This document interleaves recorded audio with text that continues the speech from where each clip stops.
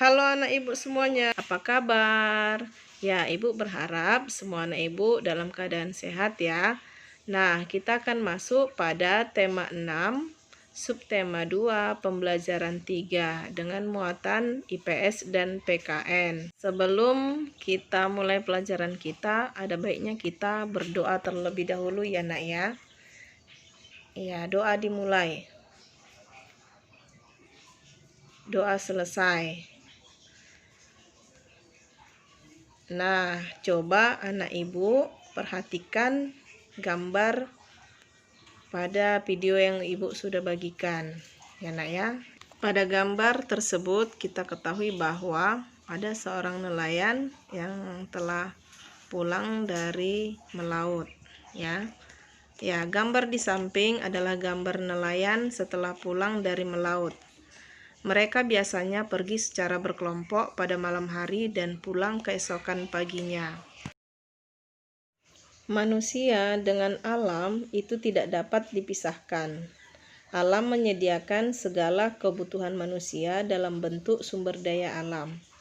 Nah, manusia memanfaatkan sumber daya alam tersebut untuk bertahan hidup. Lingkungan laut memiliki potensi yang sangat besar.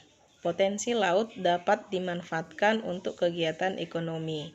Dari kegiatan ekonomi, masyarakat dapat memenuhi kebutuhan sehari-hari.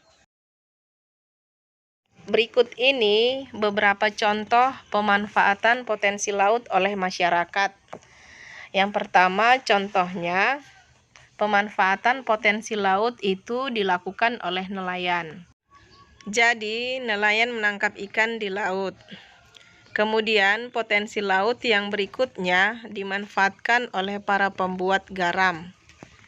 Jadi, para pembuat garam ini memanfaatkan panas dari sinar matahari untuk menguapkan air yang ada pada garam, sehingga menjadi kristal garam.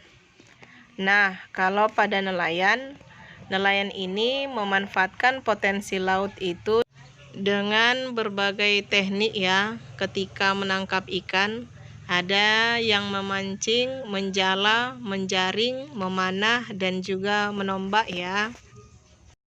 Tahukah kamu ada hal yang unik pada tradisi nelayan di desa Lamalera, Nusa Tenggara Timur, dan Pantai Malo, Sulawesi Utara? Tahukah kamu apa tradisi tersebut? Ya, sekarang coba lihat dulu gambar unik yang ada di hadapan kalian. Kira-kira apa yang sedang ditangkap nelayan ini? Ya, nelayan ini sedang menangkap ikan paus. Jadi, tradisi unik yang terjadi di desa Lamalera adalah menangkap paus atau tradisi berburu paus. Nah, akan tetapi di sini mereka hanya memburu paus yang sudah tua saja. Paus yang masih muda akan mereka kembalikan ke laut lepas. Daging dan minyak paus yang berhasil ditangkap kemudian akan dibagikan ke seluruh warga desa.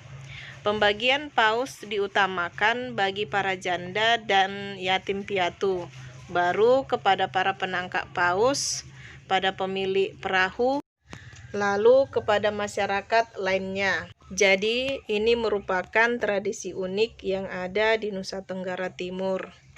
Kemudian tradisi unik berikutnya yang ada di Pantai Malo. Ya, di sini bisa kalian lihat ada gambar orang di pantai dan seperti jalur kuning ini. Nah, jadi ini namanya Festival Manee.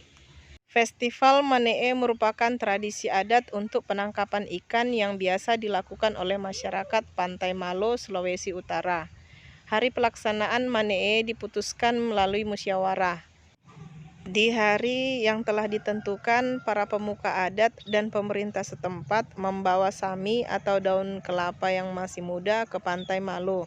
Beramai-ramai mereka menariknya sepanjang mungkin ke arah laut hingga membentuk sebuah kolam. Ketika ikan-ikan telah banyak terperangkap ke dalam sami, masyarakat pun mulai menangkapnya. Hasil tangkapan ikan ini akan disantap bersama dalam pesta rakyat yang digelar saat itu. Setiap orang memiliki hak dan kewajiban dalam kehidupannya sehari-hari. Begitu juga dengan nelayan. Hak nelayan adalah menekuni pekerjaannya sebagai nelayan. Kewajiban nelayan adalah menjaga kelestarian habitat air atau laut. Apa saja hak dan kewajiban kita sebagai warga negara Indonesia?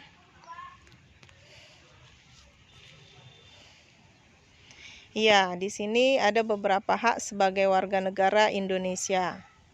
Ya, yang pertama yaitu setiap warga negara memiliki kedudukan yang sama di mata hukum dan di dalam pemerintahan.